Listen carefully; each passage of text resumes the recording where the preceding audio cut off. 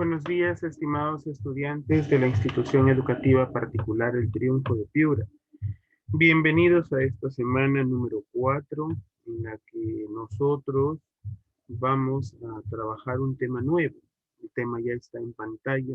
Nos referimos a la literatura de la conquista. Dentro de este tema, recuerden que nosotros ya hemos trabajado en nuestro módulo el tema de la literatura quechua, los cuestionarios, la lectura, estamos leyendo la obra El Ollantay. Es importante entonces ahora centrarnos en la literatura de la conquista. Entendemos que existe un contexto histórico que ha venido acompañando esta literatura. Y es que en el proceso de conquista, propiamente dicho, las primeras manifestaciones literarias que trajeron los españoles fueron la lírica, la copla de marinero, ¿no? Que tenía un contenido soez. Los primeros europeos que llegaron a las expediciones conquistadoras no eran precisamente gente instruida, ¿no? Por otro lado, también llegó la prosa, confundidos entre sacerdotes con objetivos catequizadores y soldados con ansias de riqueza rápida, poder y fama. Comprendemos entonces que hay una gente de mediana o aceptable educación que se dedicó a registrar todos los sucesos de la conquista. Estos registros fueron las crónicas que luego serían también realizadas por mestizos e indígenas. Justo en tu módulo hay esta pregunta, en nuestros días, ¿cuál es la fuente por la cual nosotros nos hemos informado? Y es, en este caso, las crónicas, las crónicas. Ahora, tenemos que tener en cuenta que hay algunas características importantes dentro de este periodo, ¿no? En principio se inicia con la llegada de Pizarro, ¿no? En la primera década del siglo XVI, y se extiende hasta comienzos del siglo XVII. Por una prohibición real de los reyes católicos, no se da una literatura de calidad en el nuevo territorio, en el territorio conquistado. Pero sí aparecen las coplas, las cartas, las crónicas, ¿ya?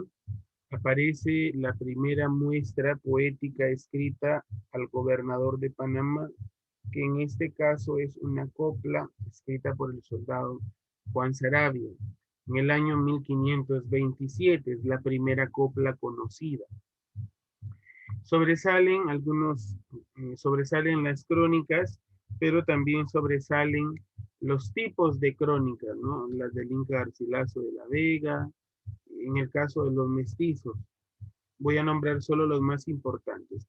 A nivel de los mestizos, de los cronistas mestizos, tenemos al Inca Garcilaso de la Vega.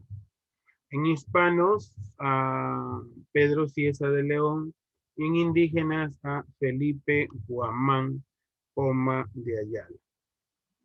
Ahora, recordemos que hay unas manifestaciones literarias que nosotros hemos venido mencionando.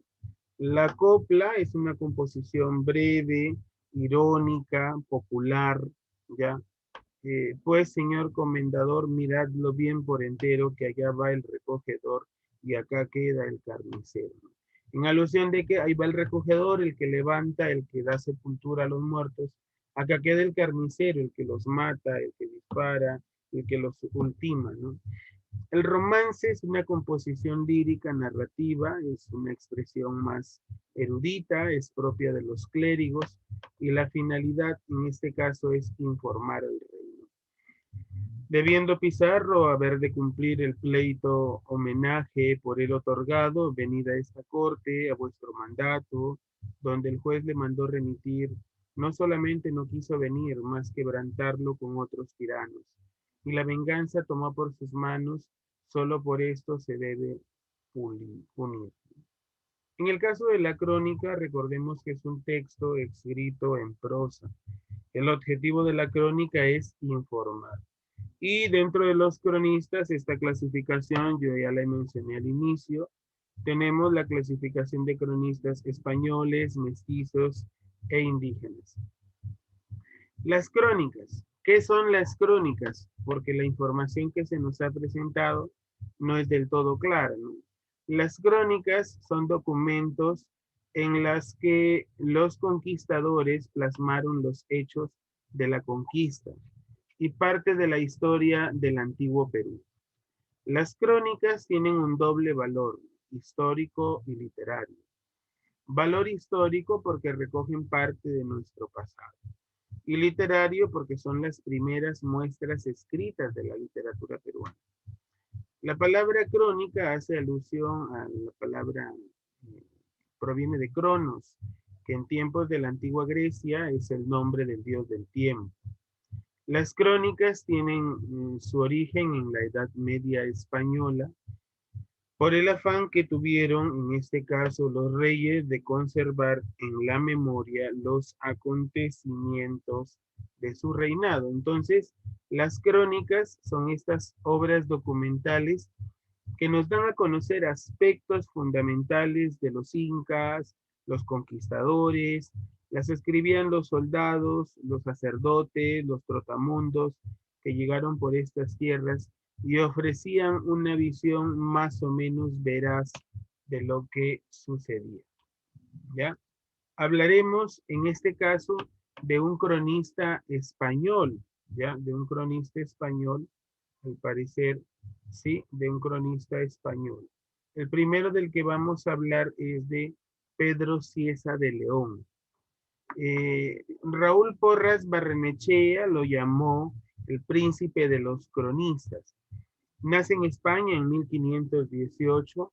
Su educación fue itinerante, autodidacta. Ha sido un minucioso observador. Su obra, su gran obra, La Crónica del Perú, en el año 1553, fue el primero en trazar un cuadro completo del escenario peruano, describiéndolo minuciosamente. El territorio, sus llanos, sierras, ríos, valles, montañas. La descripción geográfica fue para él muy importante, hasta el punto de solicitar a los navegantes información sobre las regiones que no había estado. En cada pueblo o provincia que llegaba tomaba nota de sus costumbres, creencias, describía las viviendas y los vestidos. Regresó a Lima en 1550 y terminó su crónica el 8 de septiembre de ese mismo año. Se embarcó a España, donde en 1552 se fue a vivir a Sevilla. Conoce ahí a una mujer con la que se desposó mediante poder y falleció inesperadamente el 2 de julio de 1554. Su mejor obra se titula La Crónica del Perú. ¿Ya? La Crónica del Perú está dividida en 4 partes. La primera, Pedro Cieza de León se revela como geógrafo y etnógrafo. Eso quiere decir que hay una descripción general del país. La segunda trata sobre el señorío de los incas. Recogió con gran abundancia de detalles los mitos de fundación de la ciudad del Cusco y de la dinastía inca, siguiendo una historia lineal de los gobernantes hasta llegar a Atahualpa. La tercera parte de esta obra se ocupa del descubrimiento y conquista del Perú, exhibiendo nuevamente su imparcialidad. Si bien se alegra por la derrota de los cultos idolátricos reemplazados por la cruz, tiene sí duras palabras para los daños ocasionados por sus compatriotas. La cuarta parte de su obra describe las guerras entre civiles y conquistadores. Por supuesto, jóvenes, por supuesto que para nosotros es importante señalar que esta crónica tiene acepciones importantes, ¿no? Tiene acepciones valiosas, porque de una u otra manera nosotros conocemos una visión muy cercana del imperio incaico. Ahora, en la clasificación nosotros también tenemos aquí a los, eh, a los cronistas indígenas, ¿no? La lengua materna de ellos era el quechua. Los crónicas, los, las crónicas indígenas son a veces difíciles de entender, ¿no? Y aquí va a destacar Felipe Guamán Poma de Ayala con su obra Nueva Crónica y Buen Gobierno. Ahora, tengamos en cuenta que también está Tito Cusi Yupanqui con la obra Relación de los Incas del Perú y Hechos del Inca Manco II. También está Juan Santa Cruz Pachacútec en relación de antigüedades de este reino del Perú. Sobre Felipe Guamán Poma de Ayala, nosotros decimos alguna información hemos encontrado, ¿no? Que nace en 1535 y muere en 1616 en Huánuco. Él vivió en su niñez en Huamanga. Tenemos que entender que hay unos documentos jurídicos encontrados que prueban la nobleza de Guamán Poma de Ayala y de los suyos, poseedores de tierras de Santa Catalina de Chupas y de las que fueron despojadas por el corregidor Rivero. Sus litigios permitió su peregrinación por los pueblos del corregimiento de Lucanas, radicando en Sondón. Además de sus narraciones en castellano rústico, que en gran parte se ve mezclado con variantes distintas del quechua y el aymara. Además de otras variantes lingüísticas, destaca una serie de dibujos. Y esto es importante señalar porque en el examen de admisión a usted se le pregunta, ¿es el primer libro pictográfico de la literatura peruana? Y usted tiene que marcar Nueva Crónica y Buen Gobierno. Destacan entonces los dibujos que están ordenados temáticamente de acuerdo con el desarrollo del texto. Esto hace muy valioso el texto. Ahora, su obra, Nueva Crónica y Buen Gobierno, ¿ya? El nombre original es Corónica, ¿no?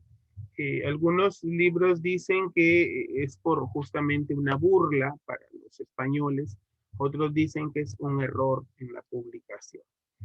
Esta obra, bueno, se sabe de Guamán Poma de Ayala a partir del hallazgo de esta obra. Se encontró en el año 1908 en Dinamarca. El destinatario de esta crónica es el rey de España, ante cuya majestad se reconoce y somete. La primera parte, Nueva Crónica, es una historia del Tahuantinsuyo que se inicia con la creación del mundo por Dios y culmina con la conquista española y las guerras civiles. La segunda parte, que es el Buen Gobierno, desarrolla el régimen colonial con abundantes descripciones del modo de vida de los indios y sus costumbres, ¿ya? También en Nueva Crónica y Buen Gobierno nosotros encontramos el poder persuasivo, entendemos el poder persuasivo de las imágenes visuales, pues puso alrededor de 398 dibujos, algunos libros dicen 459, del tamaño de una página cada uno, ¿ya? Se dice que este libro tiene entre Nueva Crónica y Buen Gobierno, unas 1200 páginas, aunque otros libros aseveren que son 1178.